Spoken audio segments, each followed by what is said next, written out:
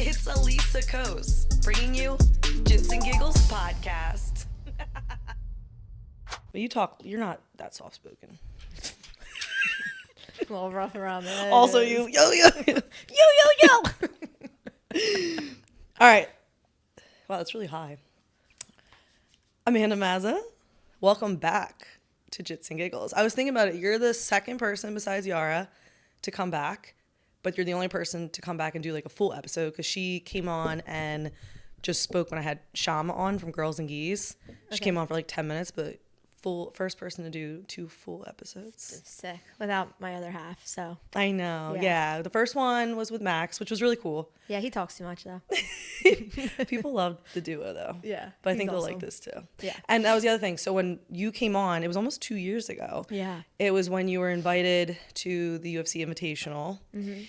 And I forget what else was going on around the time. That was like 3 years ago. But a lot has gone on since then. Because that was like, it is a big deal, but that was like your peak. But since then, you've had a lot of other opportunities. So. Yeah, definitely. So speaking of what's going on in your competition life, so most recent, you competed at Fury. Yes. You broke your forearm. My radius bone, yeah. So we have 2 bones. We have the radius and the, I don't want to say it wrong and people would be like, this girl's retarded. Ulnar, I don't know. I work at a physical therapy office and I should know that, but. We'll phone in JJ. Yeah, shit. She's going to be like, what the frick? But yeah, my radius bone, so which is like the top bone. Yeah. And so I was there and I remember like watching it happen and I knew that you would like hurt your finger before at competition class. So I just assumed it was like your finger that popped out of place. Yeah. Literally looked like a zigzag. Yeah. That was like a month before Fury. That was a month before Fury. Yeah, I was training with Cindy. You were with Brenna. Yeah. I was going to pass, and Cindy's knee met my ring finger on my right hand, and it was just a full zigzag. And you guys were like, "What happened?" I showed you, and you. Oh, so gross. There's like a little part of me that wishes I pulled out my camera just so we would have something to like show people just how bad it was. Literally a zigzag. But at the moment, it felt a little insensitive. But when you went to show me your finger, I was expecting like a jammed finger, purple. I never expected it to be the shape it was. It was literally a zigzag. Yeah. I didn't know a finger could do that. Yeah. Yeah, it's back. Luckily, Jonathan put it back into place right there. Yeah. Yeah. Yeah, that was different. You were like biting onto like other people. I was biting Jay. Yeah, I was biting Jay. And you know what's funny? Like, that sucked more than my forearm breaking. Really? Yeah. I guess the adrenaline helped you with that. Well, back in March, I broke my hand too on my right side. I forgot about that. I broke my hand wrestling. And this is all the same, all the same arm and hand, right? Yeah. So it was my hand first in March. It was beginning of March. No surgery or anything, just a splint, no cast. Mm-hmm. Again, I work at a physical therapy office, Primal Physical Therapy in Bryn Mawr, Pennsylvania. Shout out to JJ and the squad. So they worked on me and they took care of me, and that healed up pretty quickly. That healed up in like 2 months, and I would just tape it and kind of keep it going. But that was called a boxer fracture, so it was the last bone in my hand right here. So that was a break. And then my finger was like right after that was like healed. That happened, and then Did JJ say anything about like, did this all have something to do with each other? No. All individual because injuries? You know what's funny? I actually showed, so we have an ultrasound over at Primal, and then I obviously, when I broke my hand, I got x-rays on my hand just in case, God forbid, I needed surgery with that. I brought the x-ray of my hand break, and then I showed the ultrasound to my surgeon that did my arm. I showed him of my finger too, and I asked him, I was like, is my bone density weak? Like, do I need to drink more milk? Like, and he was like, no, it has nothing to do with your bone density or your hand or your finger. It's not tied together at all because those things were fully healed. And he's like, and I could see him in the x-ray because obviously he had the x-ray my entire arm. Right. He was like, all that is completely healed. So no, it had no ties with that. So was it just freak accident after freak accident? Yeah, it just basically, what he said, it's like the perfect storm. Like, he basically explained that, like, all right, say you put a 2x4 slanted on the wall and then you just fucking kick it. Like, it's gonna break. It's just everything was in the right position. And obviously with the force of the squeeze and then the extra force, if you guys see in the video, she pushes in, pushes into my elbow, and just how the way everything was, just that extra force, it just. Her chin was a fulcrum. Yeah. Yeah. Exactly that. Yeah. Yeah. It was crazy because, like, from my seat, the way you reacted, as we all know, it was like so like worried about her. Yeah. Really thought she was hurt or maybe your finger or something. Like, Yeah. nobody expected it was your arm because you actually locked back in the rear naked choke. Yeah. And they restarted or reset the match. And then it looked like you went to reset and you're like, oh, Yeah. something ain't right. So it snapped so loud. Like, Ugh. it sounded like a 2x4 snap. Like, Yeah. it snapped so loud. Like, even the ref was like, what the fuck was that? Like, Yeah. I was just like, oh my, immediately, like, I literally thought I snapped her jaw. Like, I thought I snapped her jaw because I was squeezing with the life of me, obviously. And, you know, she was just like, she like touched her jaw. She like thought it maybe her hair tie snapped or something. She reached back and she was like, no, I'm good. And the ref's like, oh, okay, then keep going. So then I went to go reach and fucking grab her neck again. And I was like, I felt like the bone in my arm kind of like flip. And I literally said, oh, no, it's my arm. And I just kind of sat there. And my boss was there, JJ, who's a physical therapist. I like literally, you see me in the video, just turn and look in the crowd to see where she's at. And they're calling EMTs. And the EMTs were, you know, Taking watching WWE on their well, literally watching WWE in the furthest corner of the room. And Nico's dad was like, get off your fucking phone and come help her. And I was calm, like I was chill, and I was like, no, I'm good. Like, my boss is here. And they're like, what? I said, my physical therapist is here. Like, Yeah. I trust JJ with my life. Like, honestly, when I broke it, you know, everyone's like, oh my God. I was just like, I'm good. I got JJ. Like, I know come Monday she's going to be working on me and I'm going to be completely fine. Like, I was not worried at all. Like, were you in pain? No, I wasn't. I literally was not in pain until I would say, until we were in the hospital. We went to Bryn Mawr, which is right across the street from Primal, because right after it happened, I went upstairs. I laid down in the warm-up room. I had everybody laying over me, just staring at me. And I'm like, hey guys. And they're like, are you okay? And I'm like, yeah, I'm good. And then like JJ's like touching my arm. She's like, do you feel that? Do you feel that? I'm like, I don't really feel anything right now. Like, I'm fine. I'm like sitting here bending my arm, lifting my arm, waving. JJ's like, Jesus Christ, chill out, stop. Your arm's in half. I said, nah, it's just something's out of place. Like, I'm just trying to convince myself that it's not as bad as it is. Yeah, I didn't just snap my fucking arm. So then we got an ultrasound. It was me, JJ, and Max. And I'm just sitting there and I'm like so calm. And they're just like so weirded out how calm I am. Yeah. Like, they're like, what the fuck is Why wrong? do you think you were so calm? I don't know, because I just didn't feel anything. So I'm just like, oh, I'm all right. Like, whatever. Like, I'm good.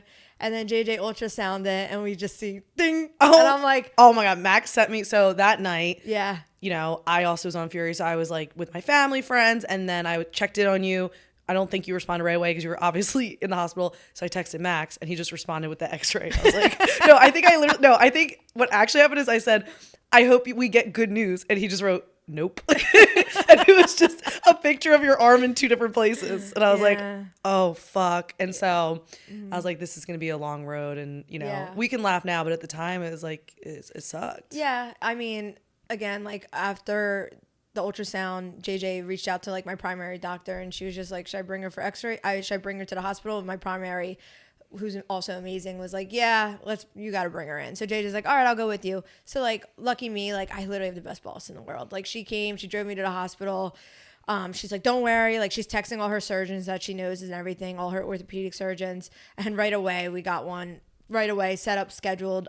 What's cool about him is he's like one of the main UFC surgeons. So he actually did Joe Piper's elbow when Joe Piper snapped his elbow. That's a good sign. Yeah. So like I talked to Joe about it and Joe was like, oh my God, he's great. Like, and I don't trust anybody. Like he's amazing. Like he was so great. So he understood like the importance of me getting back on the mat. Right. So when I met him and I talked with him and everything, and he was like, look, this is the recovery, 6 to 8 weeks. And I was just like, oh, fuck. And everyone's like, dude, that's not even a long time. No, but like, not. But to you it is. To me it is. Like, knock on wood. Yeah. How long has it been? 6 weeks today. Okay. 6 weeks today. Actually 6 weeks Saturday. But as far as surgery, Wednesday will actually be exactly 6 weeks. Okay. But yeah, whatever. This is I'm on 6 week. But yeah, like I was really hopeful right away. Like I was like, I'm not gonna let this slow me down. Especially when he said I wasn't gonna be in a cast. Mm-hmm. I was like, oh, thank God. Just because like mentally knowing you have that thing on there. Oh yeah. And those things get fucking nasty. And like itchy. Yeah. Like I was in a splint before I got the surgery, obviously. Which is just like a little hard casing. Mm-hmm. Like it wasn't anything insane. And then after the surgery for a couple of days, I was in like a wrap, like a soft wrap. So that was cool. I mean, it was still kind of annoying. Max had to like help me put my hair up, which was god awful. I can only imagine. Oh my, I was like sideways. I'm like, bro, like act like you're like tying a rubber band around a bag of chips. I don't fucking know. And he's just like, I don't know how to do this shit. And I'm just like, you're like YouTubing. I'm just like, ponytail. come on, man. Like, so thank God for Alex Webb. Love her to death. She washed my hair, blew my hair out multiple times, braided it for me just because I obviously have a lot of hair. Yes. So like, I was like, this is going to be a pain in the ass. Like, I'm like, I just want to wash my hair. So like, she washed it for me, blew it out. You know, she would braid it for me just so I had to braid it for a couple of days. Like, because obviously, you know, I couldn't use my other arm. Anything. Yeah. Luckily, even like getting dressed and stuff. Oh my God, that was the worst. And Using then the bathroom. Max helped me with that. I'm like, put my sports bras on backwards. I'm like, come on, man. Could you drive? Yeah. Oh, you could drive. I'm left-handed. Oh, so, I always forget. You are left-handed. I'm a lefty. Yeah. So that's helpful in some ways. Yeah, thank God for that. But no, like my surgeon was really cool and understanding. He said, listen, like, give me 2 solid months of being smart. You know, good PT, and I know you're in great hands because he obviously knows JJ. And listen, you will be back on the mats at 2.5 months wrestling, being 100%. I said, okay, cool. You know, and he follows me on Instagram, so I'm like, shit, like I can't. I gotta watch what I post. Like, close friends, you doing like backflips. But he's been so cool and so helpful. My follow up is actually with him next week. But yeah, so it's been just good news. How do you feel right now? I feel great. I mean, my scar is ugly as hell, but like other than that, I feel good. Like I got my rotation back pretty quickly. And that was like kind of the main thing because obviously I have a titanium plate in my arm that's literally the size of my forearm. It's like this big. Will that stay in there? Yeah. Wow. Yeah, unless it breaks again, which he's like, it's really hard to do, but I don't know if I'm going to put that past you. I'm like, wow. So I didn't realize that. So I thought they just did something until it heals itself. So the plate will stay in there. The plate will stay. Yeah. Will you have to ever have another surgery? If it gets like funky or breaks, but like, it should be good. Yeah, but it should be. Can you go through airport security? No, I can't. Like I literally, we went to England, beginning of October. Me and Max, Grapple Fest, which I was supposed to be on that card, and unfortunately had to pull out due to the injury. And we went through, and my incision was pretty. Oh God, yeah. Especially in London, like they put you through the thing, and then I still beeped. So then brought out the wand. I'm like, oh fuck, not the wand. And they're like scanning me. He's like, like loud as hell. And Max is like over there, like looking at me. I'm like, yeah, fuck you. And he's like, I'll be at the gate. And they're scanning me. They're like wiping it down. They're like, wiping my splint down. They're like. What, like they think like I shoved something in my arm because the incision was still kind of raw. Oh yeah. And they were like, oh my God, yeah. Yeah, they're like, what is this? And I'm just like, I got surgery. I just have a plate in my arm. And they were like, does it hurt? And the woman's like squeezing my arm. I was like, yeah, ma'am, a little bit. Like, can you get your dirty airport hands off my raw incision? And yeah, so that was pretty. So that's funny. fun. Yeah. Something fun to look forward to every time you travel. Can't wait. Which is pretty often, Yeah, I feel like. Wait. Yeah, no, I got my like X-ray picture saved in my favorites just so like I could be like, prove it. Here you go. Yeah. But I mean, obviously I train with you, so you have been on the mats. Like you're, you know, you're taking it very easy. You're picking partners very carefully, but it's nice to see that you are able to do a little bit of drilling and stuff like that. Definitely. I mean, I sat on the side as much as I could, but as soon as I was able to like move a little bit more and like obviously go with people I trust and whatnot, I'm drilling. And right now I'm like flowing. I'm in like a flow state with people I trust again. So like that feels good to just be able to move. Definitely. I'm still keeping up my cardio. I'm still lifting where I can. I'm still even drilling wrestling with Kylie because I trust her because she's incredible. So I'm still in the room and very active, and I'm still here. I'm still learning. Like I haven't taken a back seat at all. Like I've been at every single practice, even in my sling when I was in a sling and everything. Yeah. So even watching, I feel like is better than nothing. And it also like I feel like the one thing people forget is like jujitsu is a social aspect as well. Yeah. So it's like if you were to just completely not show up and stay at home, I feel like that'd be pretty depressing. Yeah. You know? No, definitely. I mean, I want to still be in the room. Like I like to learn. I like to learn always. And obviously, like even watching you guys roll and watching what you guys do, I'm learning so much from that too. So like I'm like, this is great. Like I'm still learning. Like it sucks being on the sideline, and like I thought mentally like this was gonna be really hard. And don't get me wrong, I have my good days and my bad days. And I know people are like 6 to 8 weeks is nothing, but like knock on wood, like this was my first real big injury. Like I was injured a lot this year. Like 2025 was like the year of injuries. I don't know if it's because I just turned 30 or like what, or I've ramped up my training. I don't really know. Between my hand, I hurt my back at one point. Like, oh yeah, I remember yeah, like just like so much weird shit. And, you know, this was like definitely like one that really kind of was the straw that broke the camel's back or forearm, whatever. So like, you know, I have my good days and my bad days, but I will say through this, like seeing you, coaching you to win, coaching Cindy at Pans, like coaching JoJo at HGS and go against people double her size, not double her size, sorry, like bigger, 20 pounds bigger than her, like seeing Steve crush it at ADCC, watching Nick win a belt, like seeing Kevin have a belt, like just watching like my teammates win and like being there to like watch that, like, you know, like even though I'm on the sideline, like that's still a win for me too. Definitely. Like I will say, like watching you guys like go out there and like win, and me even being a part of the win, like helping you. Obviously, I'm not physically doing it, but like being able to help and cheer for you guys and coach you guys and like help you guys, like oh my god, like that has fulfilled me so much, like so much. Like that has made this journey so much easier. Like. Because I'm like, you know what, when they win, I win, because I share the mats with these people and you guys are my crew, and like just watching you guys rise, like it just shows how much better we're all getting together. Definitely. So, you know what I mean? Like that has really eased my mind a lot. Like even going out there and watching Max go against Shane Curtis, who's like a well-known grappler in Liverpool, like watching him go out there. Yeah, he lost by decision, but like he had such a great opponent, a great opportunity against such a well-known game opponent. He went up a weight class, but like still, like for him to do so well and like me be able to like actually sit and watch and enjoy his match instead of me stressing about mine, which is usually after. Like I was like, you know what, like this makes me happy. Like he is my person, and like to see him like go out there and like do so great, and like we were surrounded by all the Daisy Fresh guys, which was so awesome, or the Pedigo guys, which was so fun and awesome, and he got great training in, and like we made such great relationships with these people. I'm like, you know what, like it's okay to like slow down and like realize like it's okay to take the back. It's okay to be in the back seat for a little bit, you know? And I really thought like it was going to be the end of the world for me. And I'm like, you know, trying to climb. So I thought like, oh, these promotions are going to forget about me. Like, you know, I'm not going to be relevant anymore. Like I'm trying to build my name here. And like this injury obviously set me back. I missed Grapple Fest. I missed Pans. I'm missing Worlds. I'm missing Trials. Like, you know, I was like really upset about that, but now I'm like I said, like,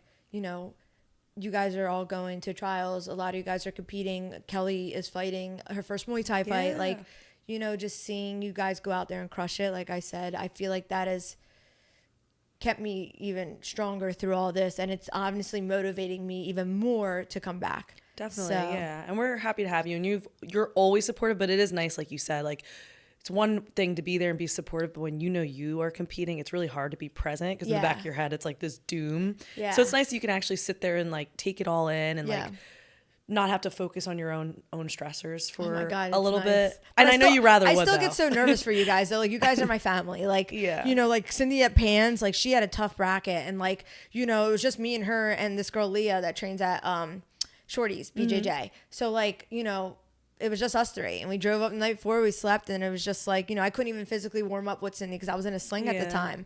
But like, you know, I just gave Cindy that pep talk because she's a dog, like, you know, and she was ready. Really she got her warm up in with Leah, like, and Cindy just, she ran through her division, and just like to be there and like, you know, and I roll with her so much. Like she's one of my main training partners. So like to be able to actually coach her, and like, it felt good because it's like, I roll with her, so I know her style. Like, even when she coaches me, we know each other's style so well, so we know what we're going to do. So, like, to see her listen to things I'm saying, I'm just like, oh, hell yeah. Like, and then obviously she's a dog. She knows her shit. But still, like, that was so cool, and I was so happy. Like, she deserves more credit than she gets. For sure. She really does. And honestly, I'm glad she's going to win trials, no doubt. Like, I have no doubt in my mind. No, Cindy is a freaking dog. Yeah, she's winning East Coast trials. So, like, even that, like, I don't know if I'm going to be able to go out there for that. I'm going to try. But, like, knowing that, again, like, a bunch of you guys are going out there, whether I'm there or not, I'm just, like, so confident in all of you. And, like,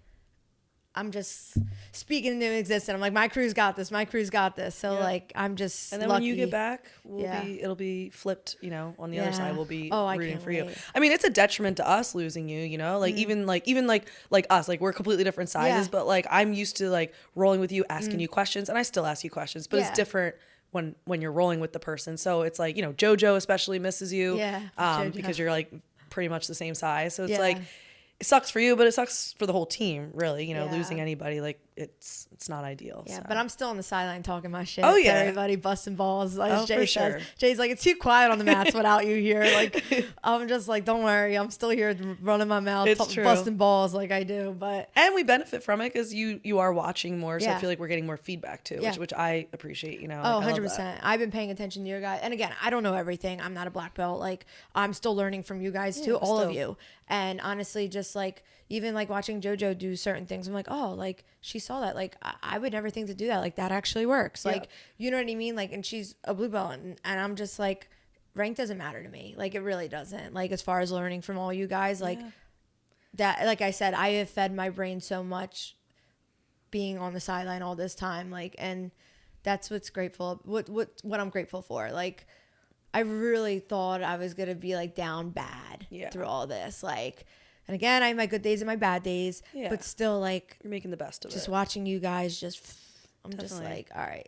And you've been commentating. That's been something you've been getting more into. What do you think? You like it? I like it. Yeah, I like it. It's hard. I think it's hard though, because it's hard to know like when to stop and when to start, just because like obviously you guys don't want to talk over each other. But no, I mean, it's been good. I like it. Do you think you'll keep doing it? If they ask me, 100%, but I prefer to compete, obviously. But of course, But for the most part, I like still being involved and watching the jiu-jitsu. Like the HCS women's card that they had recently, those matches were insane. Like, so good from start to finish. So, I really enjoyed that. And then I was able to step off to coach JoJo, obviously, and she absolutely crushed it. So that was She's really a little beast too. Yeah. And then you got to do that for me. Like, it's like, for us, or speak for myself, like, it's so cool to hear like our friends or our family, like, commentate us, like obviously you stepped off to coach me, but then I went back and listened to what you said after. I'm like, that's so cool. Oh no, it makes it more fun. It's awesome. It's really and being able to watch you guys and even commentate like Nick's match,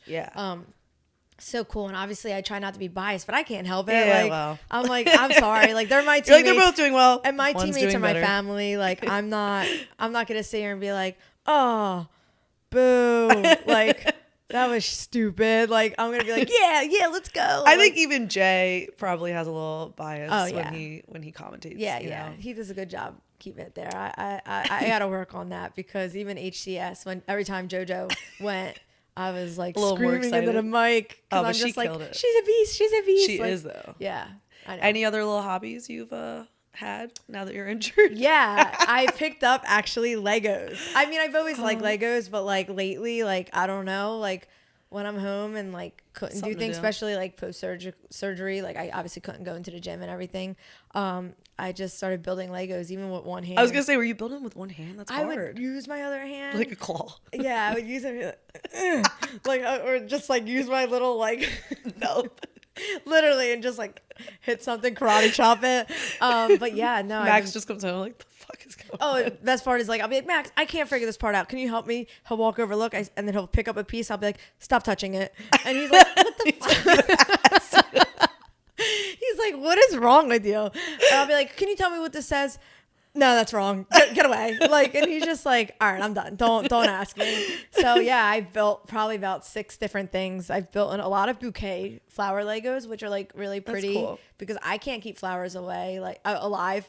I have a black thumb. I'm so bad at keeping plants alive. So I'm like, I like the way flowers look. And then like I've had the fake plants and stuff, and I'm like, they look too fake. The Lego flowers, I'm like, cool. All right, these are cool. So now I have like a bunch of Lego flowers at our place. I saw you made Alex one. I made Alex some black roses. That's cool. Yeah, but that's like one little thing I do, and I really like doing it because it's like I don't think about anything else like besides like that. Like I'm just like, and even when Max is talking, I'm like, shh. Do this one piece. Okay, what were you saying? Like, so that's one thing I've really picked up. I just built a retro radio and a retro roller I saw that. skate. That was cool. Yeah, and I did a retro roller skate now. They're expensive, by the way. It's not really a cheap hobby. I'm some of them like aren't necessarily Lego brands. I've gotten most of them on Amazon, but yeah, they can be up there. Yeah, but some of them say like 8+. I'm like, what the? This is not for 8-year-olds. This is for 40-year-olds because I can't figure this out, or maybe my brain is just not there. I don't know. The one I was stressed about, I was like, Max, like, you're right. I'm like, no, I can't figure this part out. He's like, let me help. I'm like, okay, nope, never mind. Like, poor Max. He's catching all types of strays.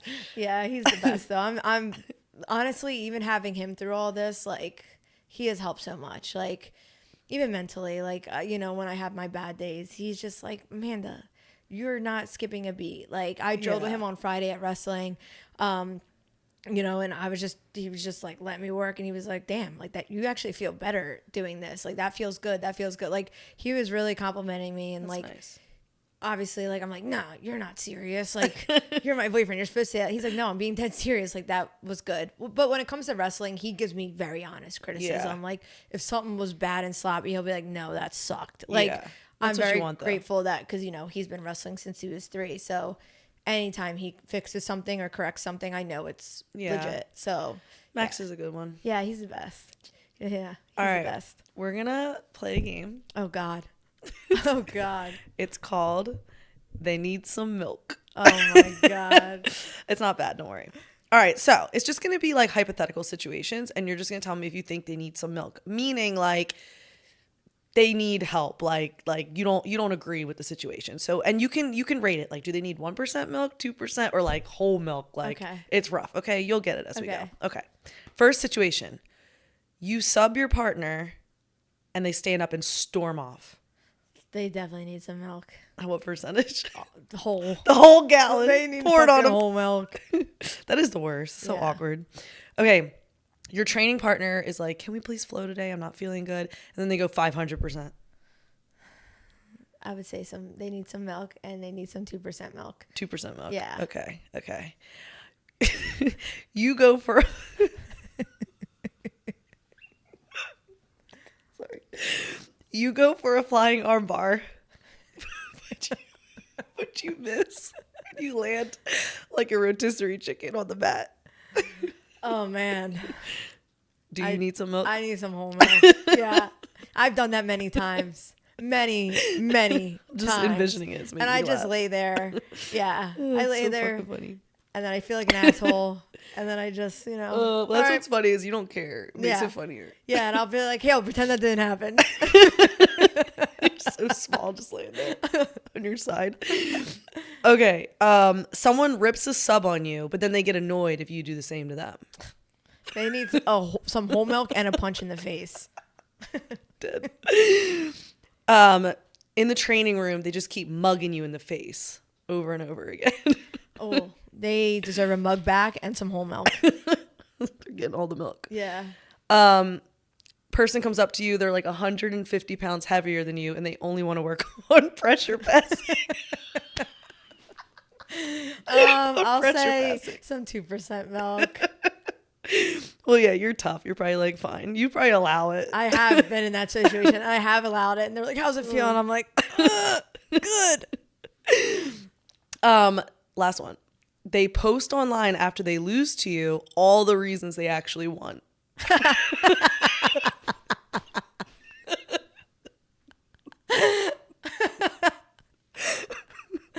Nah, they just need a knuckle sandwich at that point. Like, can't stop crying. Oh man. Yeah. Yeah, they need a little bit of milk. They need some sour milk. Yeah. Curdled milk. Yeah. Oh my God. I don't know why that cracks me up so much. Thank you for playing They Need Some Milk. See, it wasn't that bad. And fun fact, I fucking hate milk. I won't like just drink it. Like, I'll put it in my like shakes and I'll like eat ice cream here and there, but like I'm not like a milk. Like even my coffee, I'm not like, oh, I need some milk. Like I'm like, what do you go for? You're like oat milk, creamer, maybe, but like, just not like milk, like straight milk. No. Yeah, not straight milk. How'd you feel about all the doctors in your comments giving you advice? Well, one, like they're like, oh, bad technique. Okay, like regardless, like I've seen so many people fresh God, faces. yeah. Like, don't sit here and say all that. Like, okay, Yeah. maybe it wasn't the best technique. I mean, no, fuck that. I'm not even gonna say that because it just was bad placement. Like, Yeah. or I don't even know if I could say that. Like, it just was like. But it's I live. finished You're chokes doing what you that. can Like, do. and not even that. Like, it's live. It's a competition. Like, I was literally right here. Like, this is where Yeah. fucking broke. Like, I was this far from the. And I was like on her chin and I was a little bit under her neck. Like, it's not like I was just like cross her nose and No. like, it just was all like, you know, again, your adrenaline's high, you're going fast. As soon as you lock it in, it's locked in. And I'm People just tap squeezing. from that all oh my the God. I time. have It tapped from hurts. that. I've tapped to it across my Yes. nose. Like Your teeth start hurting. It the sucks. doctor's saying shit like that. I'm like, gosh. The doctors. I'm like, get fucked. It's like Alan from Ohio. Yeah. I'm like, get fucked. Like, shut the fuck up. Like, Yeah. because after I talked to the surgeon, and again, he's familiar with like all the fighters. Like, he works with majority UFC fighters. Like, he has seen all types of injuries. And he was like, no, this was literally the perfect storm. Like, It was, yeah. My arm would not have snapped if that extra force of her pushing in didn't happen. Yeah. Like, I asked him that. I was like, do you think it would have snapped? He's like, no. He was like, absolutely not. He said the extra force. Cause She was trying to push up over her face, I guess. I know, because she wasn't underneath. I wonder what she was doing. I wonder in. why. I don't really know. But yeah, she like pushed in. So Yeah. it just, because of that and the force of the squeeze and all that, like that Freak was right accident. when it happened. So if that didn't happen, he said that my arm wouldn't have broken. I'm like, I mean, we don't know that for sure, but still, like, it was just a freak accident for Do sure. you feel like it should have been a draw? I don't know. Like, it's funny because even when I was walking off the stage, like, they're all like, all right, Amanda, let's go. And I'm like, what? They're giving her a win for that? Yeah. I was like, what the hell? Like, Donovan and Rob Haydack were like, Amanda, hey, your arm's in half.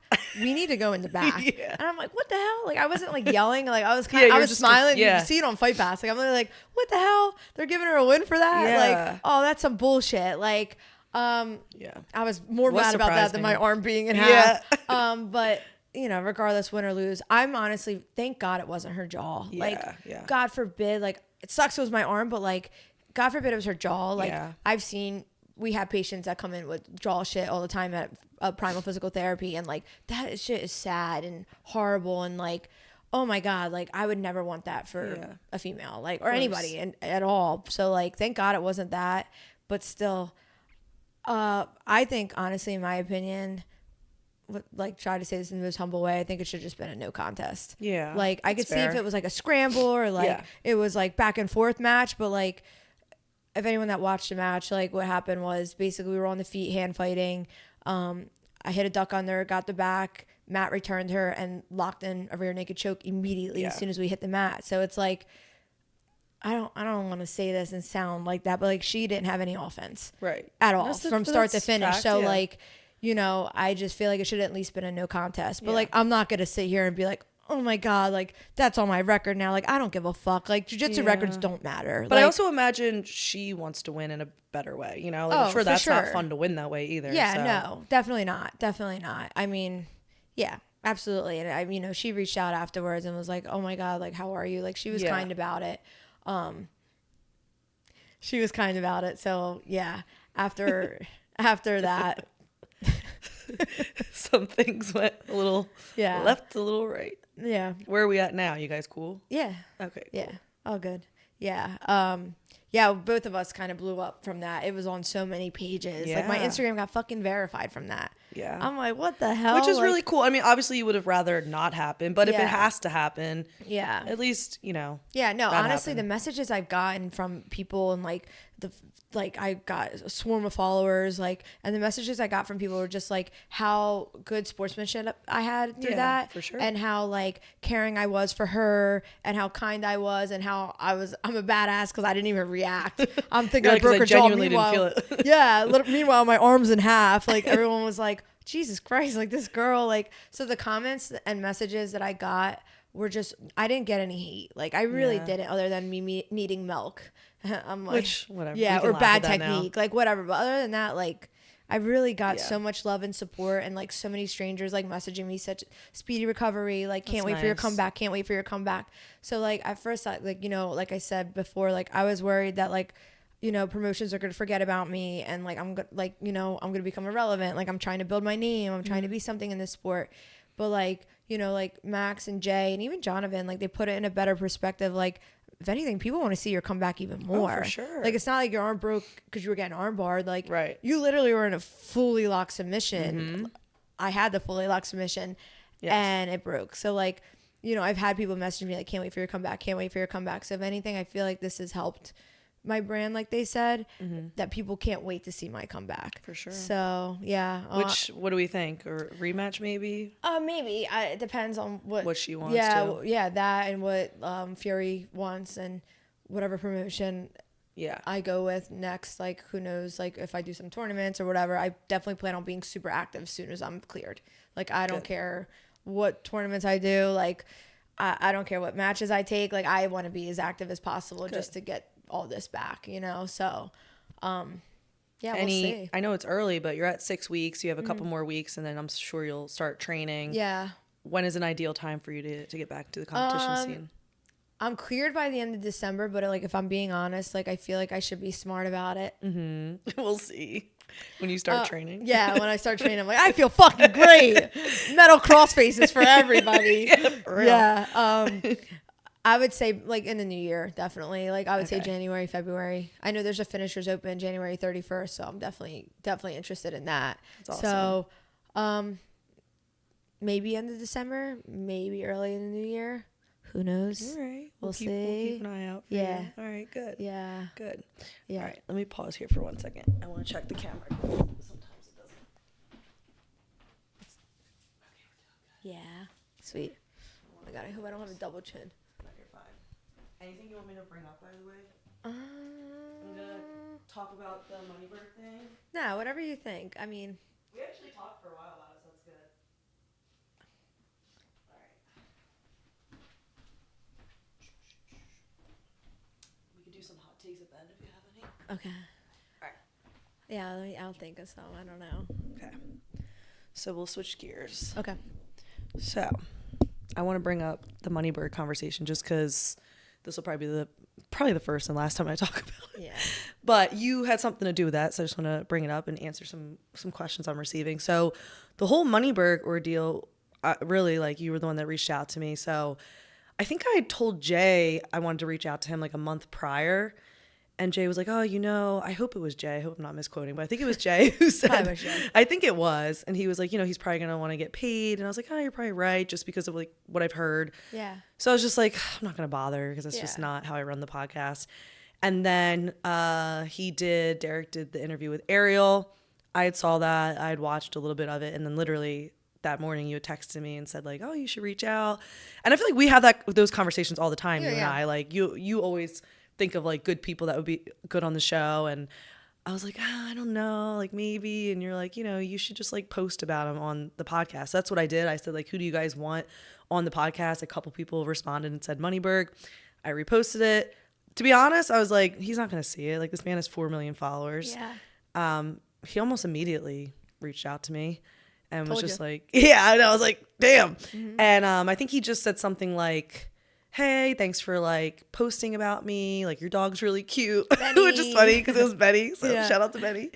And yeah, that's where the conversation started. Me and him just started talking about it. And then at first we were discussing doing it virtually, which I really didn't want because virtual sucks. Like, it's better than nothing, but you don't get like the same interaction. Like, people talk over each other. It kind of sucks. And so then he called me and we discussed going to Chicago. Hell yeah. So it was really cool.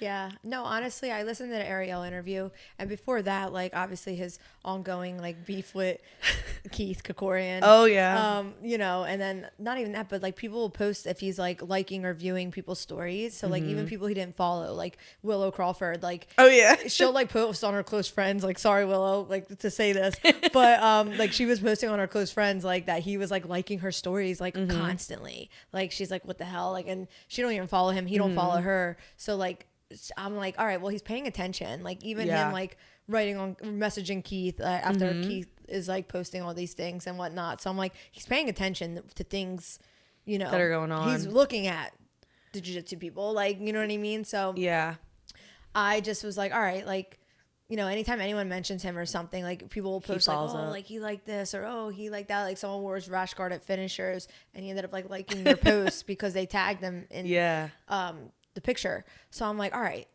you tag him in something, he's gonna see it. So like that was my thought, because I'm just like, after listening to the Ariel interview, I'm like, damn, Ariel ripped this guy. He did. Like he literally ripped this guy.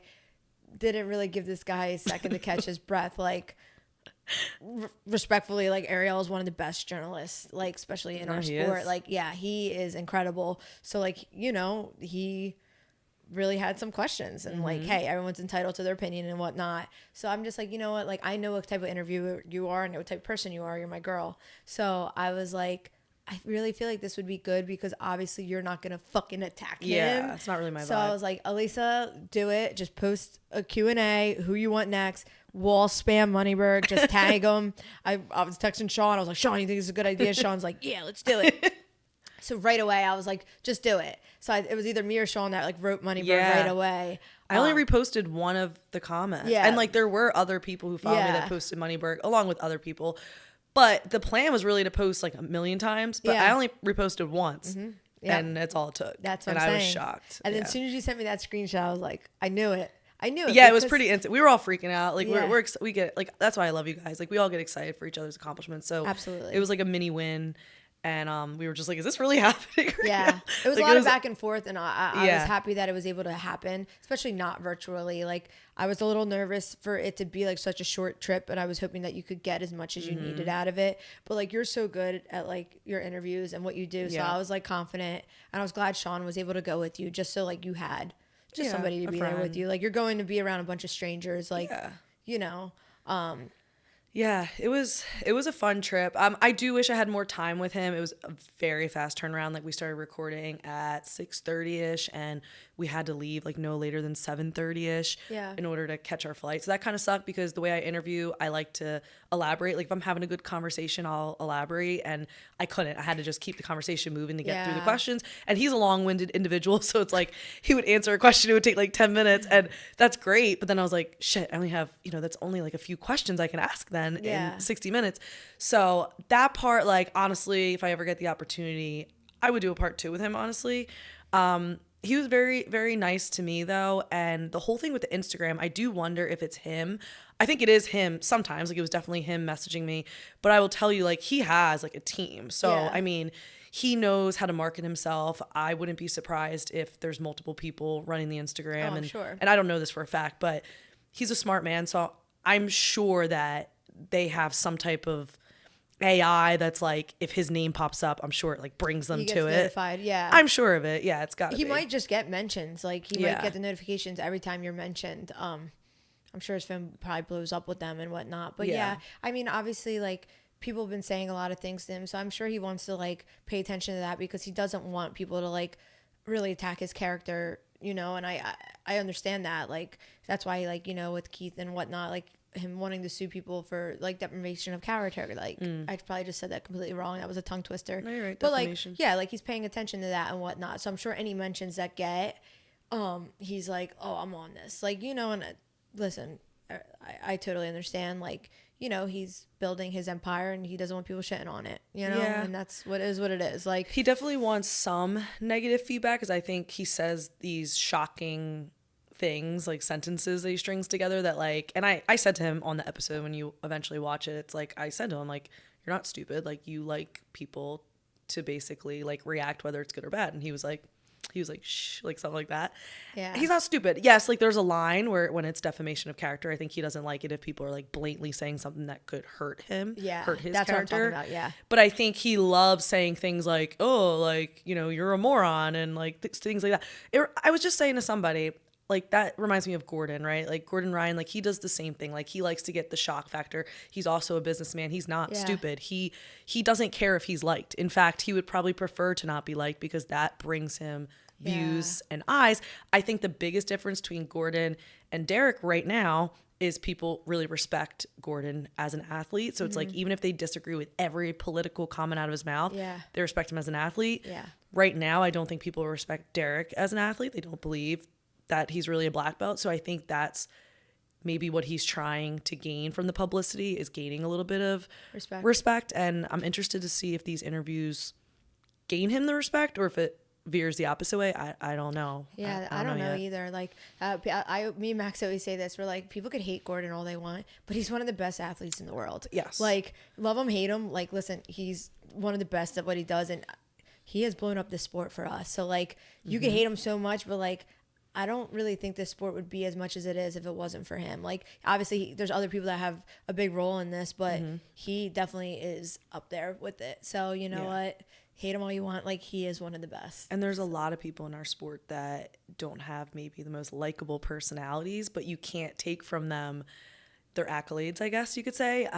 And with Derek, you know, he's not competing, so there's no like accolades in that sense. But a lot of people, like I said, they don't respect him as an athlete.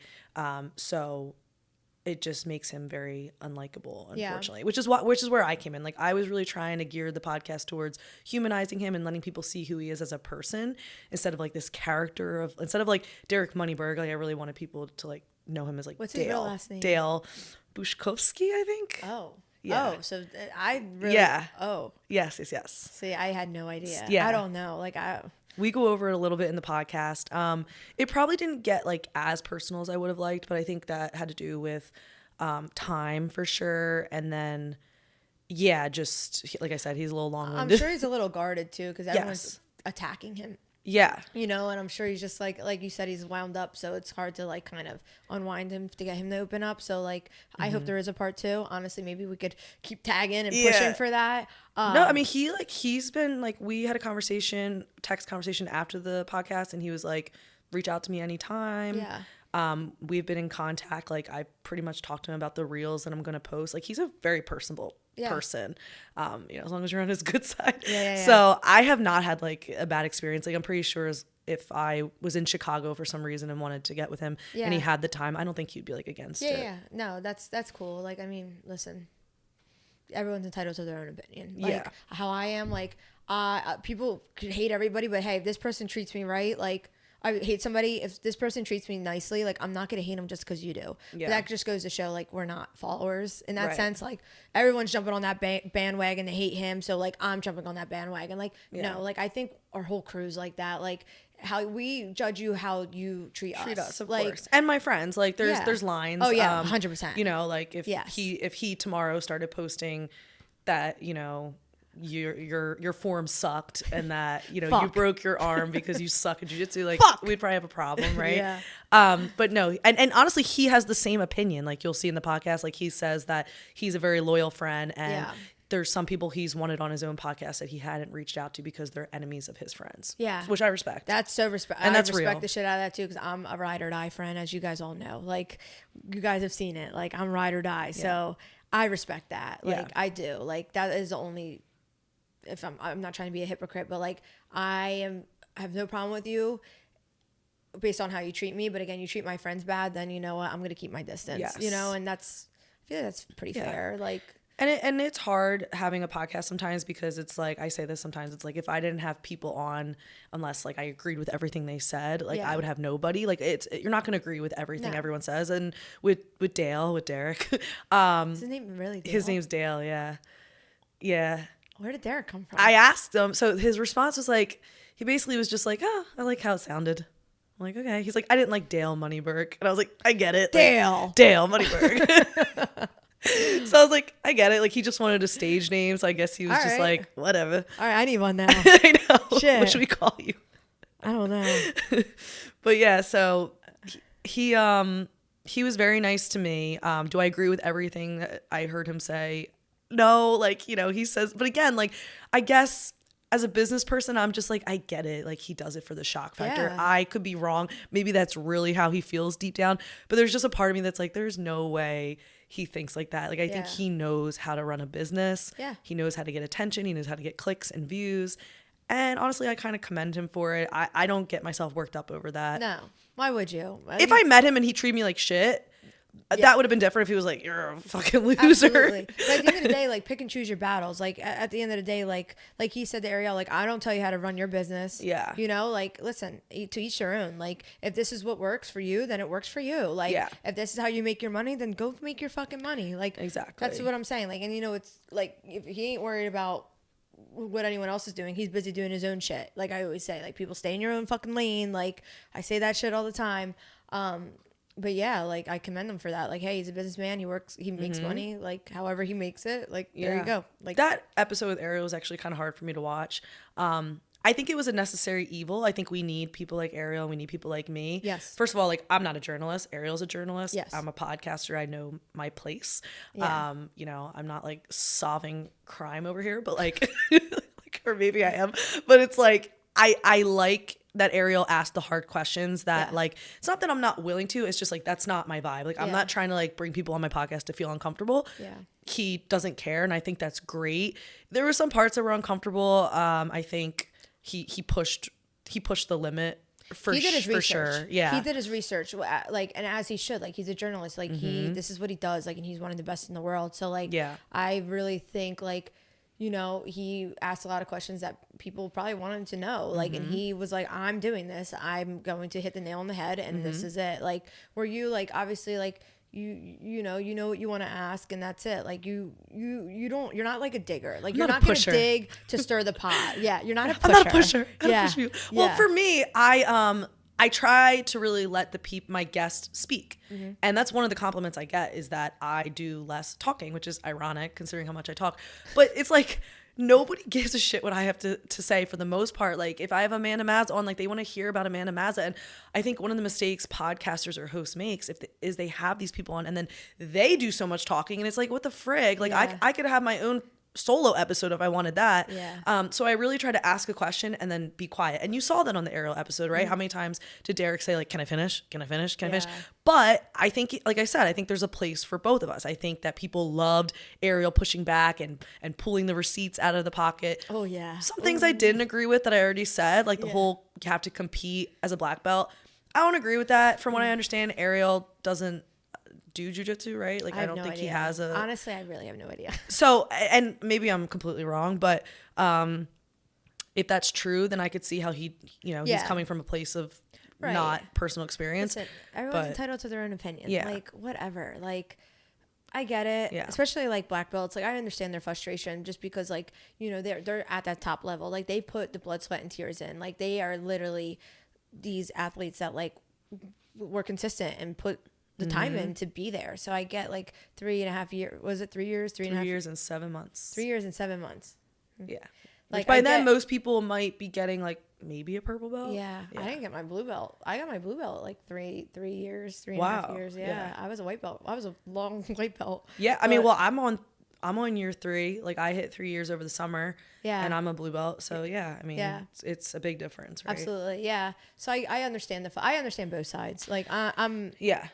But the main thing is, like, it doesn't affect you. Like, that's what I don't get. Like, I think, of course, like, it's fun to talk about, whatever. Yeah. It's fun to debate. Like, I'll debate all day. But it's like, him getting a black belt doesn't affect anybody else's accomplishments. No, not at all. Like, not at all. Like, it doesn't. It actually doesn't matter. Like, who gives a fuck? Like, it doesn't matter. I don't care. Yeah. Like, I'm sorry, but, like, I'm not thinking about Derek Moneyberg and his black belt. Like, I'm not like, oh, he got one before me. Like, I really don't. And he's not the only one. Like, we all know people who have gotten belts maybe sooner than they should have. And we might be like, Yeah. But it really doesn't make a difference. I'm not the professor, so it's not for me to say. It doesn't like, make a difference. Again, do I have an opinion? Maybe, but it's not for me to say. So, yeah, I mean, it is what it is. And I will say, like, and I'm obviously just a blue belt, so I don't deserve to have the greatest opinion, but I don't think it's that unreasonable to think that he's going to accelerate faster than somebody who doesn't have the means to bring in top of the line people and train. Like, if he truly was training, which I'm not there, but if he's truly training 7 days a week, 3 to 4 hours a day with the best people in the world consistently, every single day. I think he told me he never took a day off. And Gordon said this is true. Yeah. Then it's like, yeah, you are going to accelerate a lot quicker than me, 100%. who's going 3 days a week in a classroom setting where I'm not even getting that attention, right? Like, if I ask a question, it might be one question. He could ask 100 questions in one day. So no, I it's agree. different for sure. I agree. I mean, he is the best of the best in there. So yeah, that's a true statement. I mean, I guess we'll know if he competes and we see it, or if not, whatever. Like, yeah, he's not. He told me he is not interested. But again, Gordon said it on Joe Rogan. It's like he would hold up well against another 40-something-year-old black belt, but like he's not going to go win worlds. Yeah, and I mean that's not his goal. And he doesn't care. Did say that He did say that in the Ariel interview. He's like, my goal isn't to be a world champion. Like my goal is just to train this and whatever else he said. But like he specifies constantly in his interviews, like I never said I want to be a world champion. Yeah. So like I do commend him for that, because obviously, like, you know, he's being realistic in that sense. And I'm reiterating what I said to Derek, but it's like we all know different levels of black belts, or even less. Like you're a brown belt, but like you're a way different brown belt than somebody that's just showing up 2 days a week and casually training. Like you're a competitive brown belt. You were a competitive purple belt. And I'm sure at purple belt, you were beating a lot of black belts who were just like, you know, showing up a couple days a week and just having fun. There's nothing wrong with that. But like, it makes sense because like it's your career at this point. Yeah. For somebody else, it's like a hobby. Yeah. And they're only putting in a couple hours a week versus hours upon hours. Fine. That's so It'd be weird if you weren't doing better than them. That's why there's competition classes. Like, you know what I mean? That's why there is that. Like Donovan does a really good job of that. Like Donovan and Jay, like at Webb, like, you know, like we have so many like hobbyists, and like they've been with Donovan since he opened up Webb. So like, you know, and they're awesome. Like I love training with them because they just give me different looks than what I'm used to in comp class, like with you and Cindy and JoJo and like all you guys. Like it's different looks, and like maybe it's a more calm pace, but like still I'm still learning and I'm still getting different looks. So like it's cool being able to have both, you know what I mean? Like for sure. It makes no difference to me, honestly. It doesn't. Like I'll roll with anybody, and I'm grateful that I have all types of levels at my gym, like not even just belt levels, like hobbyists, you know, local competitors, elite competitors, like you know, like I really am grateful for Web MMA to have those type of Definitely. You know what I mean? So. And anybody who competes knows that like being a good competitor and doing well in competition, it's more than just knowing technique and knowing skill. Like you have to have a certain level of mentality. Like you have to have a certain level of confidence. Like there's so much more that goes into competing than just knowing. Like we all know that we can do so amazing in the training room and then go out there and fucking suck. You know, like there's just so much more that comes along. And I'm not saying this in defense to him. I'm just saying this as a general, where it's like, I don't know if he's a black belt. I've never seen him train. I can't make an opinion. I can only go off what the man's telling me. But from the comment of like, you have to compete to be a black belt, like, that's the one big thing that I'm like harping on, because I'm like, I just don't. I know so many black belts that have not ever competed. Ever. Not even at the like color belts. Like, ever. So, me too. Yep. I mean, I can name 10. I'm not going to, but I can name 10. And that's like, fine. Guess what? I still like, I'm not going to sit here and be like, you're not a black belt. Like they put the time in, like whatever. And again, it doesn't affect me. I don't fucking care. Right. I literally don't give a fuck. Exactly. Like, I'm not mad that they're a black belt before. I don't give a fuck. Like, and everybody has different goals. Yeah, like, you know, that's it. That's exactly everybody it. has different goals. Yes. And I've talked to some people that are like, no, they have to prove themselves. And I'm like, but there's people, like, believe it or not, there's people that like don't give a shit about proving themselves. Yeah. Like this is a hobby. They go to work 9 to 5. They have kids. They This have is a wife, their husband. therapy. Exactly. This is their book club. This is their social time. Like they leave the gym and they're done. Yeah, that's they're what not I'm like saying. us crazy people that leave the gym and we're like looking up videos and like looking up our friends' competitions or going for and a like fucking run. Like, exactly. Yeah. Like it's like that's like our world. Whereas for some people, it's an hour of their day and like that's it. And that's the best part of their day. Yeah. Sometimes. Which You don't actually, know, like with Derek, I asked him like, "Do you watch jiu-jitsu?" And he's like, "No." And there's nothing wrong with that, but I'm like, again, like that's the difference to me between like a hobbyist and somebody who's like really into it. Yeah. Like you don't watch it at all. Like I consider myself a hobbyist, and I still watch my friends at the very least. You're not and a then hobbyist. Other first of people. all. I am a hobbyist. You're not but a I hobbyist. don't. Shut I the am a fuck up. hobbyist. You're not a fucking But hobbyist. see, here's the thing. I don't look at it as like an insult. Like I'm not like I'm a fucking loser hobbyist.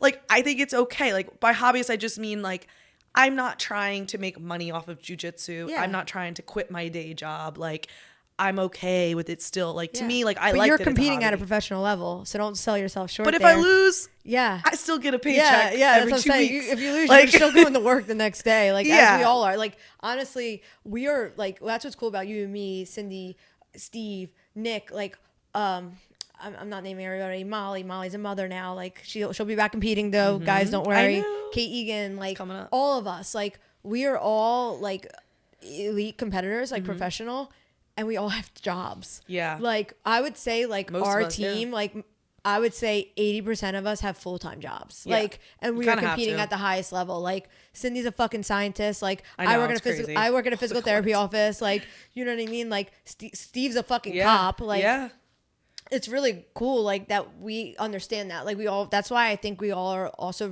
so close too, because like we understand like, you know, the importance. Hustle. Like, if we can't get on the mat certain days, it's like, all right, hey, like I missed work. I missed training because I had work. Like, hey, give me extra rounds. Yeah. Give me a harder push. Like, Yeah. we're so understanding of that. And I think that's what's cool about all of us too, because it's like, we are so understanding and supportive of each other with that. And I'm really grateful again to have all you guys that get it. Sometimes like, it makes it more impressive, right? It's like, oh, fuck when yeah. you're winning stuff and you're like, and I have a full-time job. Yeah, absolutely. Where there's people that are training 3 to 4 times a day. Like, you know what I mean? Like, like JoJo, she fucking I had 4 matches on Sunday. Again, she went up 2 weight classes, and then she's a fucking middle school teacher. I know. And then had to go to school. It was a Sunday, had to go teach it's Monday crazy. morning, 7th grade English. I'm like, you're a badass. I know. Like, that's why this hobby's cool, because it's like, or hobby, career, whatever, because it's like, it's like-minded people in some way. Like, we're all so different. Like you just said, like Cindy's a freaking scientist. So is Kelly.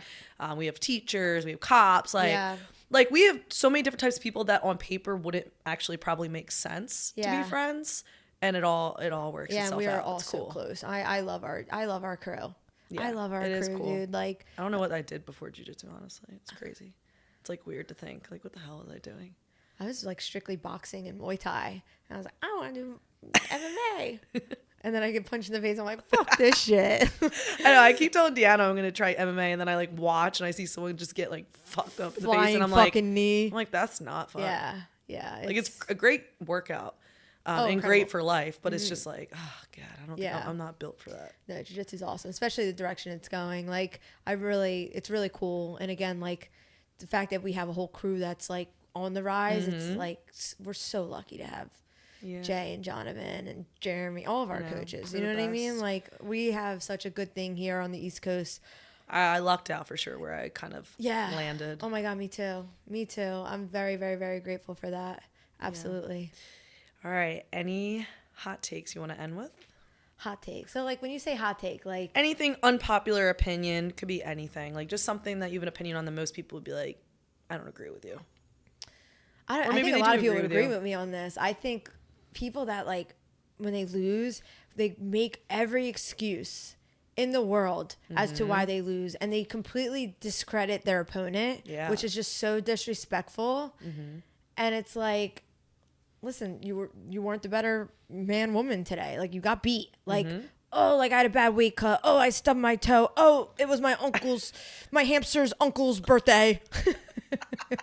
Literally shit like that. Like, people say the most insane things. It's like, no, you lost. It wasn't your day. Like, just own it. It is what it is. Like, I just hate when people do that. They're like, oh, it was a bad ref. Ref made me lose the match. Yeah. Oh, the sun was in my eyes. Like, the sun was in my eyes. My ass was itchy. Like, shut the fuck up. No, you fucking lost. Like, okay, guess what?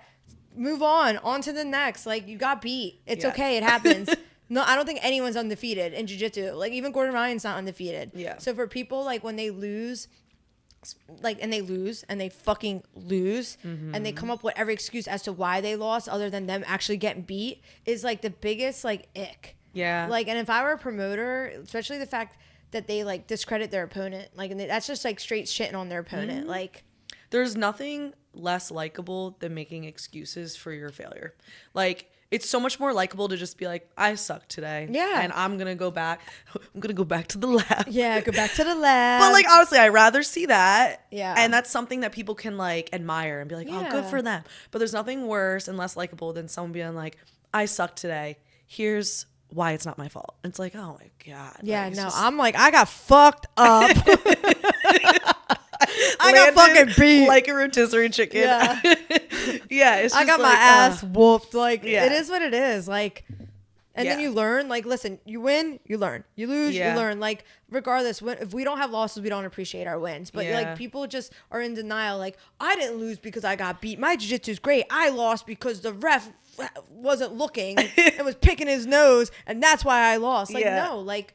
Or they take a match. Okay, this is going off of your hot take. I hate when people agree to a rule set or agree to a match and then blame it on that. For instance, like they take a match at a higher weight or a higher belt or whatever. And it's like, that's something maybe you could tell yourself internally, but like, you don't take the match and then be like, well, they were a higher belt than me, so it's not even that big of a deal. That was like me with Hannah Goldie. Like, it was no secret how small I was to her. Like, Hannah cut to 130. Yeah. I didn't even break 120. Like, right. And then the next day she was way above 130. Like, and I took that match, and guess what? I lost. I got submitted. I got my ass kicked. Like, I froze on there because that was like the biggest stage I've ever been on. But I'm not going to sit here and be like, oh, I lost because she was so much bigger than me. Yeah, like you took the match. No, like I lost, and that's it. And I hope I get this impossible for you to win. And I hope I get this opportunity again at hopefully my weight class. If not, guess what? I'm still not going to say no. Like, I'm going to do it, and I will figure out how to win or drink or drink more milk. And people have eyeballs. Like, if it's really that big of a difference, like, we already know. Yeah. Like, you don't have to like get on social media and tell us. Like, we have eyes. Like, we can see, dude, if someone's bigger. What about at Pans last year when I went into the open weight class? That was a good one. My first girl was the ultra heavy girl.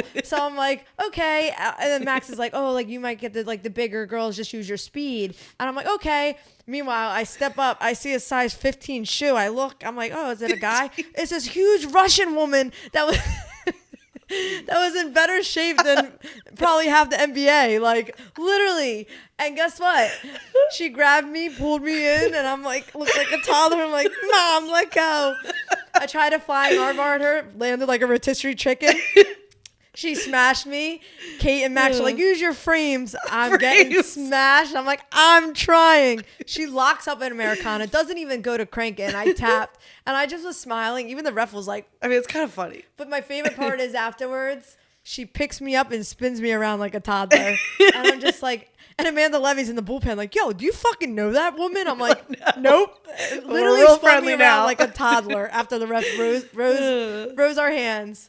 But that's like the way to handle it, like with humor and like, again, we all know, like you didn't need to get on Instagram and say, I only lost because she was 5 times bigger. It's like, well, we have freaking eyeballs in that situation. Like if you have to say it, then it's a problem. Not even that, but if you're going to make an excuse about the weight and then you're signing up for this division. Like you signed up for it. Like, don't.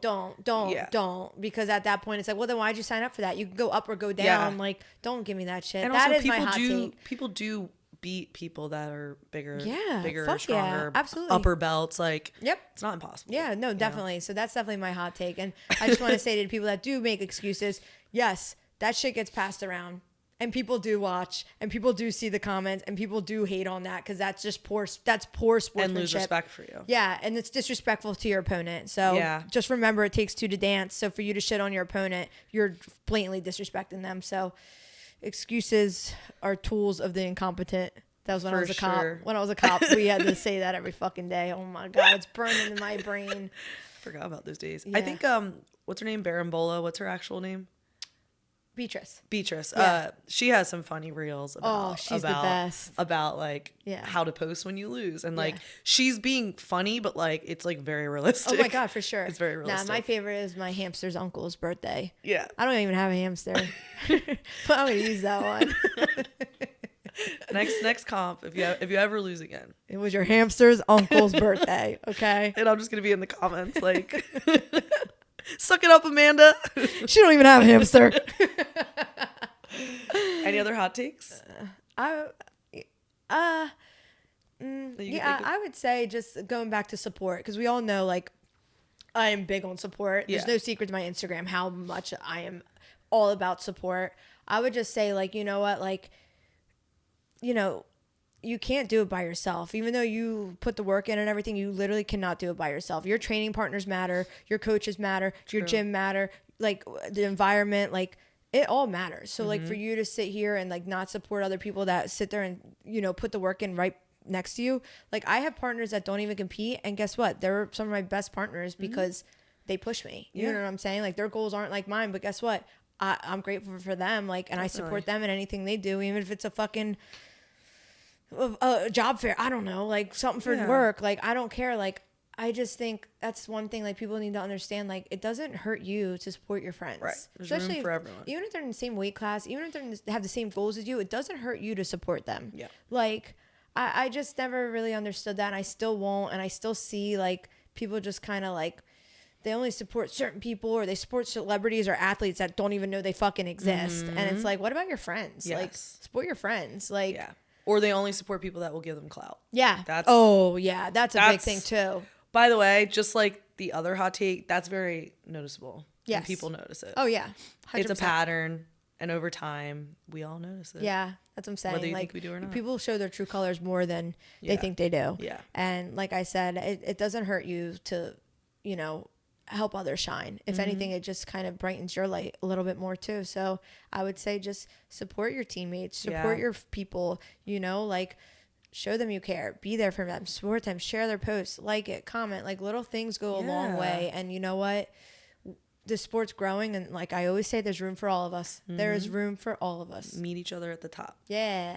It's true. Yeah. It's true. And I feel like you can grow quicker by helping each other out. Well, like I said, we all do that. Me being on the bench, like being on the sideline. I don't want to say the bench. Like I've been on the mat still. But like even being on the sideline, like through this injury, like watching Cindy win pans, watching you win your super fight, watching JoJo fucking crush it, watching Steve at ADCC, Nick, Kevin, all you guys, like watching Abby fucking do amazing, like watching all you guys just like go out there and just like go and win. And like I said, that has made this injury so much easier, because it's like watching you guys win, I win, because I have the pleasure to share the mats with you guys, and you guys are my team, and you guys are my people. So like knowing you guys are rising, I'm right there with you, because we all sweat together and cry together, and like we all break put bones in together. Yeah, fuck. Unfortunately. Yeah. PTSD. But yeah, like I said, like, and that itself has made this injury easy, because I have fed off of you guys through all of this, and I'm so grateful that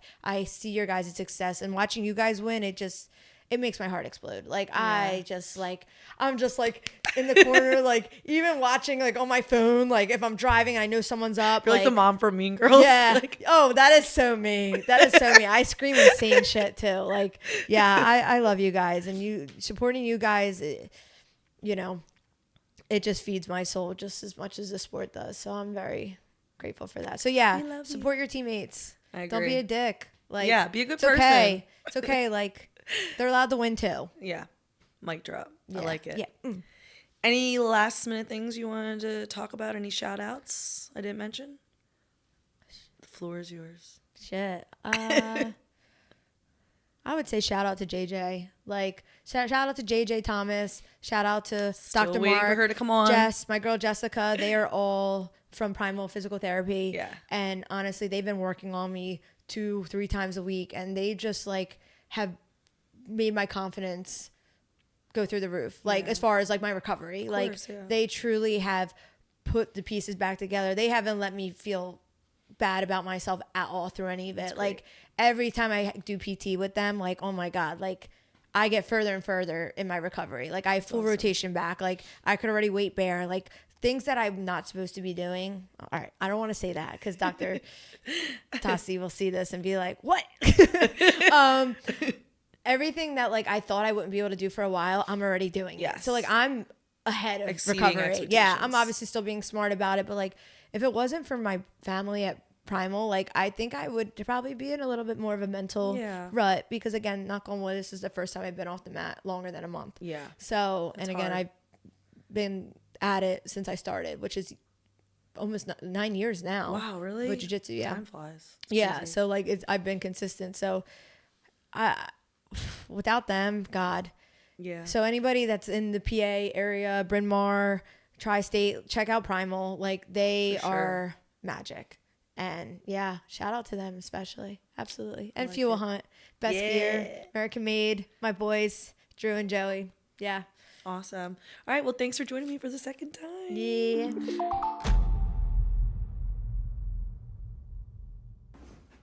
Is this still on? Yeah. Checking my code.